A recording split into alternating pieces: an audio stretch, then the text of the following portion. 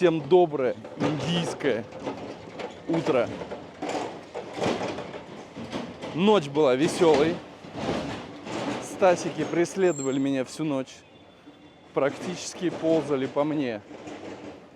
Мы спешим на вокзал и едем в одно очень интересное место. Город Вриндаван.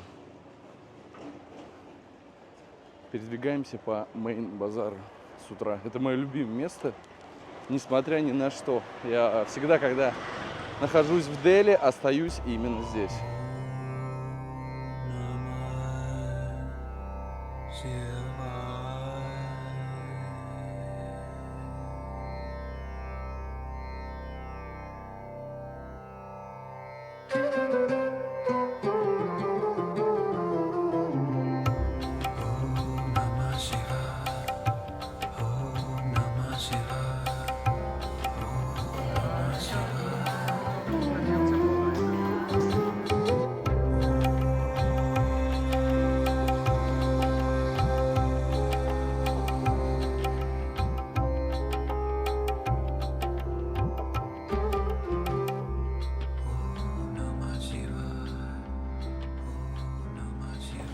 В конце Мейн-базара находится железнодорожный вокзал. Билеты мы не купили через приложение на поезд. Будем покупать уже на месте. С утра, как обычно, здесь идет генеральная уборка. Здесь еще чисто, между прочим. Сейчас уже прибрались. Билет успешно куплен через приложение. И тут есть еще такая особенность. Ты не можешь купить билет, пока ты находишься на территории железнодорожного вокзала, онлайн. То есть нужно отойти, чтобы GPS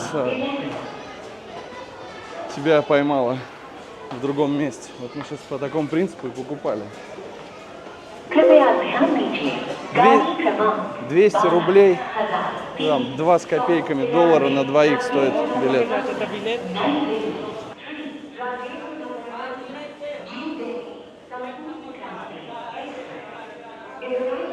На этом вокзале, я помню, раньше был. Просто приходил сюда, гулял поздно ночью. Было интересно. Сейчас мы с этого вокзала уедем.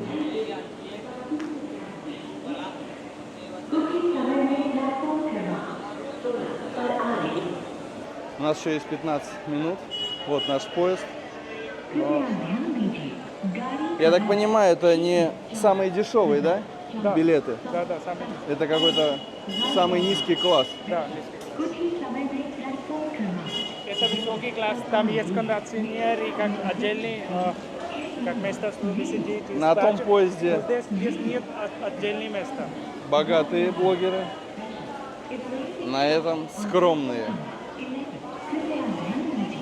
Как мне объяснили, места захвачены здесь непонятными лицами, поэтому вот сейчас дядька залезет. Если хотите, посмотрим. Да, мне кажется, тут мы не увидим. Можем давай лучше стоять. Посмотрим другой вагон. Я не думаю, что здесь свободные места есть. Потому что здесь очень плотно. Хотел сказать, очень плотная застройка. Нашли место. Здесь ванная или что? Душевая? Это туалет. Туалет. Возле туалета. Здесь пока что еще свободно.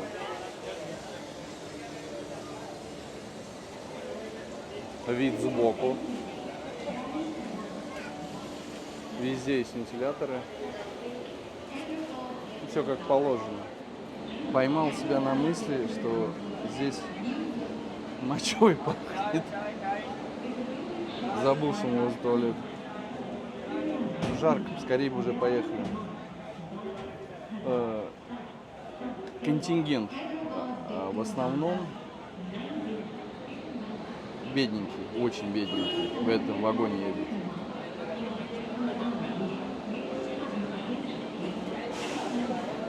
Дядька, который смотрит за мной. Блин, у него взгляд такой пристальный. По какому принципу здесь получают места? Кто первый сел, тот сидит. Кто первый прилег, тот лежит. Вот перед нами один чувак просто лежит. Все стоят, а он лежит. Я говорю, это справедливо? Мне говорят, да, здесь действует зов джунглей. То есть он сильный в этом вагоне, он сидит. Слабые стоят возле туалета. Поэтому Это не только вагоны. плывем по течению. В этом прайде нам стоять. Как в Это мире. основной принцип в Индии, да? Да, Или в мире? В мире, конечно, потому что кто сильный захватывает место и как другие ресурсы и все.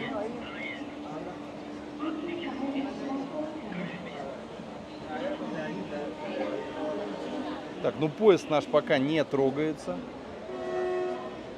Там что-то заправляют. Водой заправляют душевые кабины в нашем поезде. Наконец-то мы тронулись, потому что уже очень жарко становится. Запах никуда пока что не девается. Ну, скорее всего, все вот эти фекалии здесь где-то сливаются. Вот пока мы стояли, ждали, приехал поезд.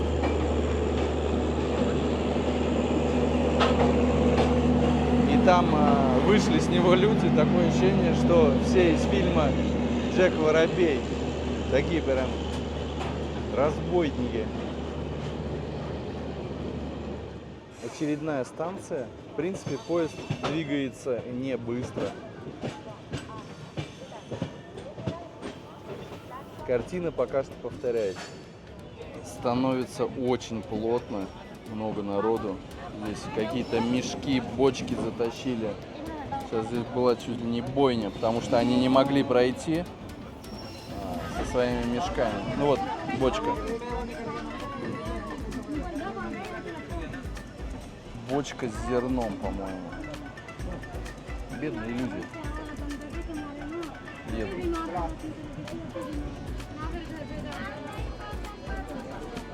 Все-таки нашего льва подвинули.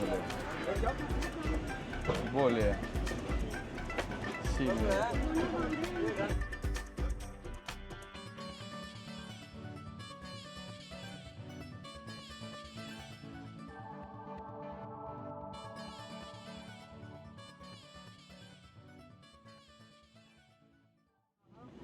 Мы сейчас приезжаем в местность, где местные вот ребята, которые местные в поезде, говорят, что местные, которые сидят на железнодорожных путях, выхватывают здесь телефоны, сумки, поэтому будьте аккуратны и бдительны.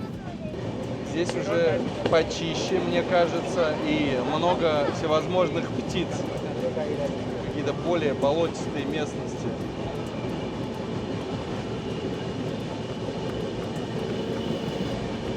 Полвагона уже сидит на полу. Никогда не вставайте возле туалетов в индийском поезде, потому что, во-первых, запах, это первое. Второе, я сначала погорячился, сказав, что поезд едет тихо, он очень быстро разгоняться начинает потом. То есть надо еще умудряться держаться за дверь. И постоянно все идут в туалет, без остановки. Мало того, что идут справить нужду, идут еще и сплюнуть вот этот насвай, в общем, табачное изделие. Каждую минуту кто-то идет туда. Ну а так, все прекрасно. 1,5 часа стоим, осталось чуть-чуть. Ни о чем не жалею, очень рад. Очень нравится пока эта поездка. Сколько он зарабатывает в день, продавая кукурузу, ну и там какие-то чипсы из чечевицы. 500 рупий. Это хорошие деньги. Ну а наш табор подъезжает. Осталось еще чуть-чуть, где-то 5 минут.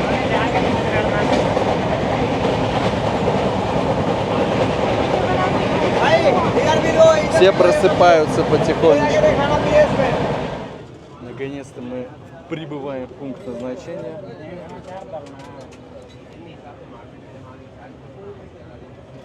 Дядька за решеткой сидит.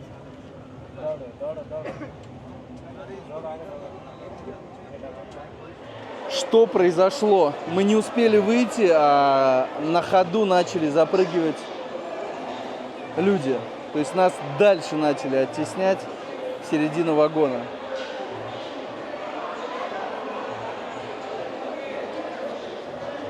Я думаю, что нужно сначала вкусно поесть, чтобы продолжить путешествие.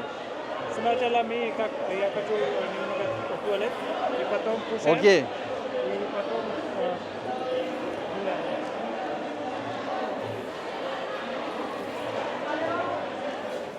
Впервые пробую палак панир.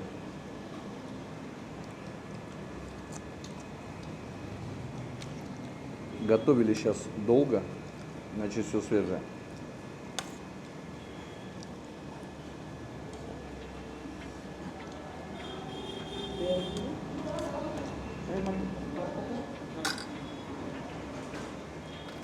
С рисом ем. Здесь, конечно, темновато в помещении. Такая вкусная штучка. Это, не знаю, какой-то соус с горохом, много разных приправ и сыр крупными кусочками. У сыра нету какого-то ярко выраженного вкуса, нейтральный.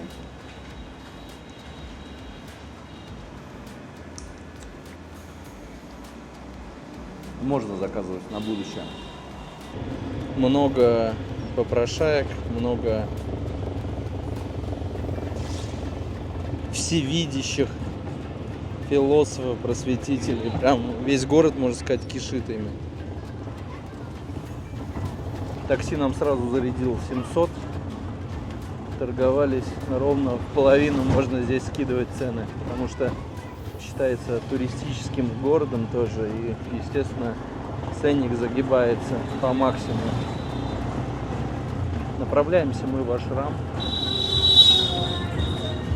В ашрам непростой, в ашрам, где проживают вдовы. Чем знаменит Вриндаван? Это место паломничества. Согласно индуистской вере, раньше в данной местности находился лес, где Кришна проводил свои божественные игры. Поэтому туристы со всего мира едут сюда. Мы вроде бы на месте. Смотри, здесь все магазины в решетках, потому что обезьяны везде. Здесь очень много обезьян. Решили все-таки чай попить. Подошел дедушка, просил чай. Может, говорит, чай купить и печеньку. И еще что-то. Я говорю, чай могу, вообще не вопрос. Купил чай, отдал ему. И он присел там. Бедолага видно. Что-то как-то жалко стало, неудобно. Я попросил, говорю, все-таки надо печенье отдать.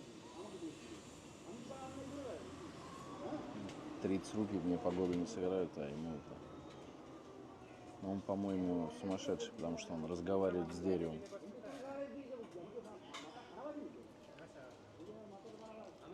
И у него какая-то бутылка пластмассовая, на конце фольга и зачем-то отверстие прожженное в бутылке.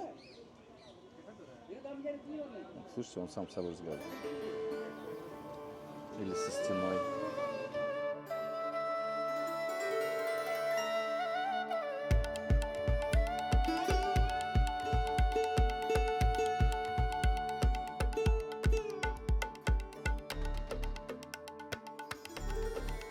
Мы на месте находимся в ашраме. Профессор, он же служебный деятель, служит при этом ашраме и смотрит за этими женщинами. Как зовут эту женщину? आपका नाम क्या होगा? मेरा नाम गायत्री मुखर्जी है। मैं कोलकाता से आई हूँ। फिर से नाम बताइएगा। गायत्री मुखर्जी ये कोलकाता Anna is कोलकाता Calcutta ее зовут गायत्री Сколько лет ей? आपका उम्र कितना होगा 68.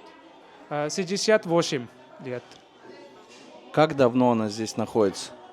आप कितने दिन से यहाँ हैं कितने साल से वृंदावन में 7 साल से हूँ और आश्रम में 6 साल 1 साल बाहर था Городе Вриндаван она 7 лет, но в этом доме она 6 лет. Как она здесь оказалась? माँ आप यहाँ कैसे आई मेरे जिंदगी में तूफान आ गया मैं बहुत खुश थी मेरे इकलौती बेटी थी तो उसका कैंसर हुआ यूट्रस में तो वो उसका ये बात सुन के मेरा पति का हजम नहीं हुआ और इकलौती बेटी तो बहुत प्यारी थी बेटी तो उसका 6 महीने का अंदर 2 अटैक आ गया वो चल बसा हाँ तो मैं क्या करूँ मेरा फ्लैट बैंक लोन में था हाँ तो मैं तो अकेला पड़ गया मेरे देवर जेठ है मगर वो अलग हुआ हाँ तो मैं क्या करूँ लोन शोध करके बेटी को बेटी बोलो माँ तो जाओ दामाद के पास मैं नहीं रहता हूँ क्यों वो नालायक है क्यों उसका कारण ही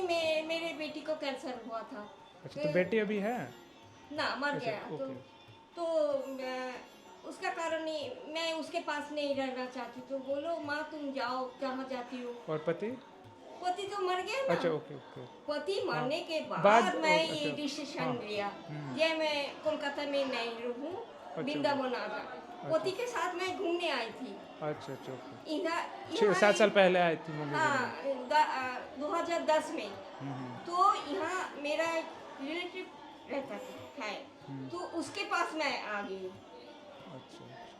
बेटी को थोड़ा रकम देकर उसका चिकित्सा के लिए मैं यहाँ आ गई तो यहाँ तो बाहर में थी किराए पे मगर किराए पे रहना ठीक नहीं है एकला और फिर मन नहीं लगेगा ना मन नहीं निरापत्ता नहीं है चोरी का भय है तो अच्छा दृष्टि नहीं देखता है सबको तो इसके मेरे पास थोड़ी सी रकम है बाहर रहना तो बहुत खर्चा है हाँ बहुत खर्चा बाहर रहो तो पद में परेशानी है पानी कम खर्चा करो लाइट मत जलाओ बहुत परेशानी तो इसके बाद मैं यहाँ का नाम सुना तो मेरे यहाँ एक जान पहचान थी वो शिल्पा मैडम वो मेरे को ले आई यहाँ तो यहाँ आकर थोड़ी दिन मेरे को अच्छा नहीं लगा मगर अब मेरे को बहुत अच्छा ये छोड़ के मैं कहाँ जा नहीं सोचती नहीं ये मेरा आखिरी ठिकाना है Da, Ana сказала, что у него была дочь, которая как погибла из канцера. Погибла где? Да, погибла. Она умерла. И ее как муж тоже умерла раньше. И у нее была как только одна дочь. У никого была. И как у нее была, как сказать, лон. И поэтому она как все заплатила. И долг сюда... был у нее? Долг был? Долг. Что у нее было? Как сказать, лон. Лен? Да, это как что заплатить в банке, который они Кредит. Да, кредит.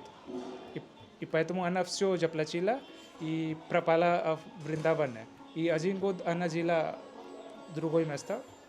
И у нее ничего не было, как деньги закончились, и что она думала, что делать. Тогда она пропала здесь, и сейчас она как счастливая живет здесь, и она хочет жить здесь до конца, потому что все закончились в своем доме, и никого там.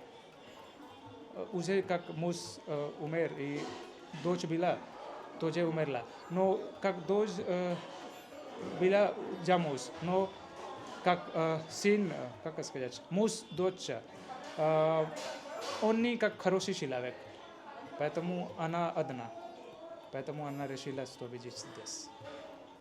И еще она сказала, что у него была как брат мужа, но он не помогал, и как у него был кредит, и поэтому он все как продавали свои земли и свой дом, и заплатили банка за кредита.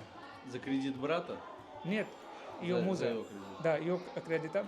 Она продавала свои земли и дом, чтобы платить за кредита. И она пропала здесь. Если была ли у нее возможность уйти к родственникам, к своим? Как-то она сказала, у него никого. Вообще никого из родственников? Никого. Муж уже умер, и дочь тоже умерла. Был как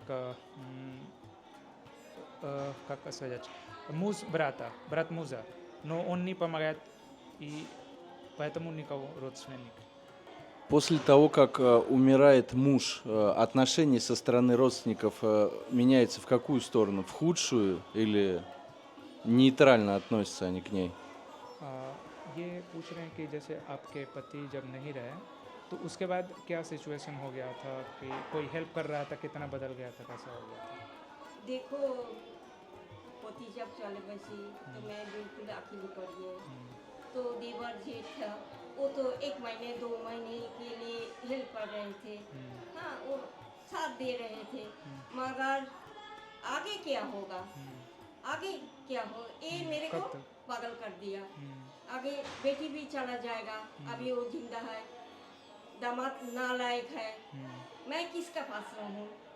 देवर के पास नहीं, जेठ के पास नहीं, तो मेरे अभिमान है, मैं उसके पास नहीं रहूँगी। क्यों ना उसका परिवार है, उसके पास मैं बोझ बन जाऊँगी, तो इसके लिए मैं यहाँ अकेले. Как-то она сказала, что когда ее муж был, все было правильно. Но когда ее муж умер, 1-2 месяца ее как муж брата, он помогал, но когда, как сказать, только 1-2 месяца он помогал. И у него была дочери, она как, она понимает, что ее когда-то будет как замуж и уходит от дома, она как останется один, поэтому она решила, что лучше не сидеть дома и уехать и попал здесь. नहीं, ऐसा बहुत सारे माया है जो जिसको बेटा नहीं देखती है वो. Да, есть такая ситуация, когда как сын выгоняют ее матери, потому что есть борьба с братьями или они только слушают ее жена, и жена не помогает или как-то делает что-то для матери мужа, поэтому выгоняют. Нет, потому что она сказала, что нет, не можно, потому что я тоже думаю, как-то если она молодая, допустим, как 30 лет или 35, она могут работать сам по себе и зарабатывать и жить. Еще делать другой, как женить, если муж, если кого-то хочет. В такой ашрам попадают от 65 лет. Моложе сюда запрещено. Вот здесь на данный момент от 65 до 107 лет женщины. Здесь они проведут всю свою оставшуюся жизнь до конца. Опять же, еще не так легко попасть в такие ашрамы. Не всегда есть места, потому что количество вдов большое. Но они чуть-чуть делают, как-то они там есть Бог, они поклоняют, и ее работа, это они делают сам по себе. Поклоняться Богу. Да, да. То есть это получается на обеспечение государства. Что, кормит, поет, кто это все за этим? Государство? Государство или Нет. какие-то частные лица? частные лица. Я спрошу еще. तो यहाँ का खाने पीने का सारा सामान कैसा है? बड़ा-बड़ा से डोनेशन देता है ना. Да. वो Да, donation которые से бизнесмены चलता है. или которые богатые дадут все, Она да. सब деньги или donation что-то, से आता все как продукты. Но государство не дает. Если большая комната, тогда можно 6 или 7, или маленькая, тогда 3-4. То есть живут по несколько человек, Да. получается, в комнатах. Да. Не у каждого своя. Нет, не каждого. एक अलमारी और एक Да. बेड Да, есть один, как сказать, шкаф и один кровать. Это отдельно. Если умер муж, и ты молодая, молодая это до 65 лет в Индии, ты можешь сама себя обеспечивать, чтобы не скитаться по улицам. Если осталась недвижимость, хорошо, но в редких случаях у женщины что-то остается, поэтому она обречена, в принципе. И попадет процентов 90 сюда.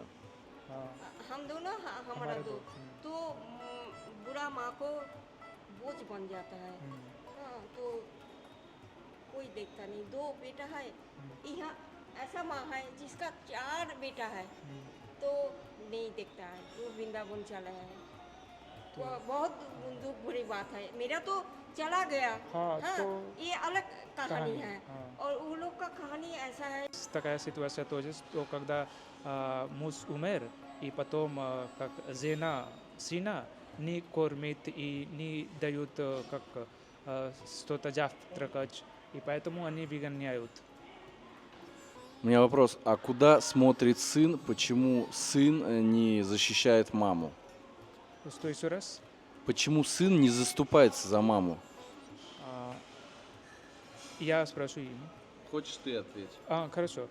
Это зависит, как если сын хитрый, и она только слушает ее жена, тогда такая ситуация бывает, потому что, как сказать, он только слушает жена, поэтому и жена только хочет, что почему помогать или кормить ее мать, и она не уважает матери сына. Как раз тема спонсорства, вот пришли сотрудники милиции, ну, по крайней мере, я вижу, сейчас будут что-то раздавать. सबका अलग अलग जीवन का कहानी है अलग अलग अलग अलग दुखी है Очень долгий процесс раздачи, мы уже минут 5 сидим, но здесь вот я насчитываю человек, наверное, под 40. Они потихонечку выходят и выходят. Самая взрослая женщина, мы как раз встали с того угла, ей 107 лет. Ну, там видно прям бабушка бабушкой. Истории у всех разные, но если подвести итог, можно сказать одно. После смерти мужа жена уходит в патриархат. Вот что есть в этой стране. И после смерти мужа это очень сильно проявляется. Жена без мужа никто. Радует, конечно, то, что есть такие ашрамы. В принципе, это тот же самый дом престарелых, просто для вдов. Опять же, на всю Индию их должно быть очень много. Потому что население Индии очень большое. Мы вовремя сюда зашли. Здесь будут раздавать, получается, сейчас одежду, да? Одежда и еда. Это вот за полчаса уже второе мероприятие с едой.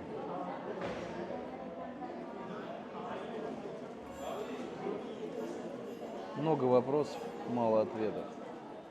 Для женщины в Индии свадьба переворачивает всю ее жизнь. Она становится мужней половиной, отвечая за здоровье и жизнь мужа. Как отсеченная рука не может жить без тела, так и вдова, отсеченная смертью от своей половины, теряет право на жизнь. Когда умирала жена, муж имел право жениться еще раз. В эпосе Рамаяна зафиксировано, что вдовам отрубали носы, возможно, с целью лишить их привлекательности и уменьшить их шансы найти повторно партнера. С вдовой не разрешалось общаться даже родственникам. Считалось, что встреча приносит несчастье. Белой вдове запрещено было съедать больше одной тарелки несоленого риса в день, а о сладостях и речи не могло быть. Обычно остаток жизни вдова проводила в стенах своего дома, в полном затворничестве, выполняя самую грязную работу по дому и не имея права даже выйти к колодцу. Белые вдовы, которые не хотели такой судьбы, уходили в священный город Вриндаван. Почему именно туда? По мнению индусов, верящих в перерождение, смерть в стенах Вриндавана приносит освобождение вдов от повторения их унизительной участи в следующей жизни. Задает тон, чтобы все раздавалось весело.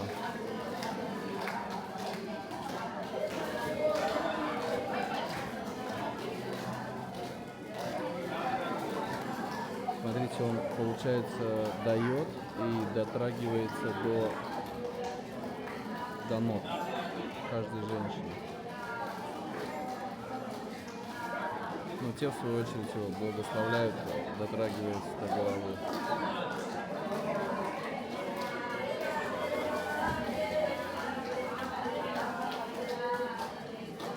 Обезьян здесь очень много, поэтому надо быть бдительным.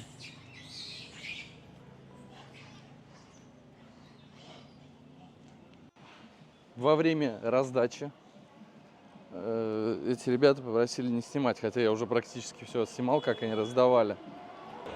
Принцип такой. Подарки любят тишину. Если вы приходите в такие заведения, по-любому вы должны оставить какой-то донат, то есть по мере вашей возможности. Не просто его там кому-то всунуть, а даешь администратору. Все это фиксируется официально, вам выдается чек. Хотя я говорю, нам ничего не надо, нет, все равно нам дали чек. Сначала я думал, что это какое-то жуткое место будет, если честно. Прям вполне спокойное место. Ну, не дай бог, конечно, провести в таком месте свою старость. Цените, уважайте, любите родителей. Грош вам цена, если ваши родители оказались в таком месте.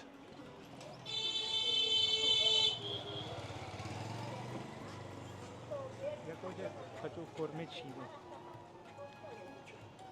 कैसे है भैया? Здесь можно купить банан и покормить обезьян. 50 किलो?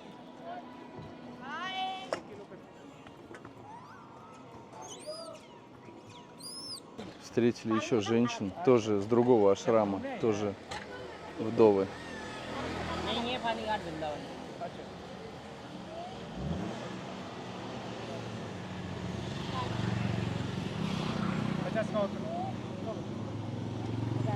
Тебе не хватило, малыш? Бесконечный процесс тут кормить обезьян, потому что их здесь тысячи Сняли? просто.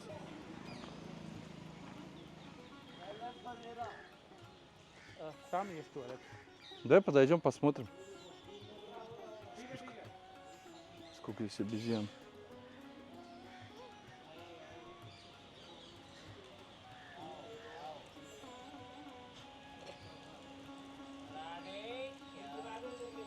राधे-राधे. Птицы, конечно, красивые, но место отвратное, где эти птицы ходят. Похожие на, не знаю на кого, на фламинго с черными головами.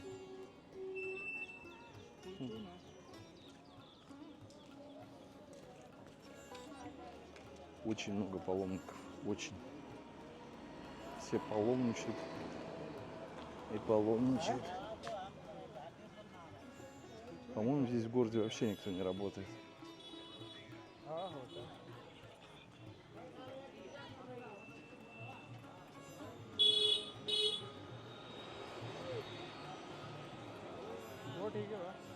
Тут же можно и поспать, если совсем уж измучился.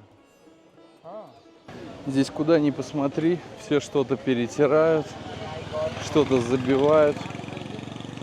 В этом городе реально не до работы людям. Если начать смотреть Индию с Вриндавана, вот прям первый раз в Индию сразу во Вриндаван. Или же в Варанаси. неизгладимые впечатления у вас будут. Даже мне после Варанаси здесь все дико. В принципе, здесь можно жить, не работая. Бесплатно еду раздают. Ребята с Гималай подвозят. Поэтому спи да отдыхай. На улице тепло. Никаких проблем нет. Не жизнь, а сказка. Просвещайся и просвещайся с утра до вечера. Вот здесь реально у людей нет никаких проблем. Гуава. Здесь она розовенькая внутри.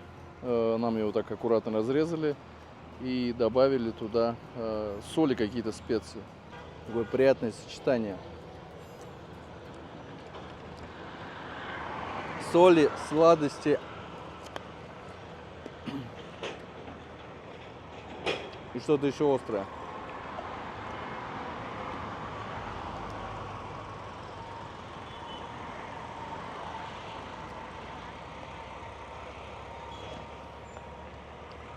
Две гуавы большие. 100 рублей.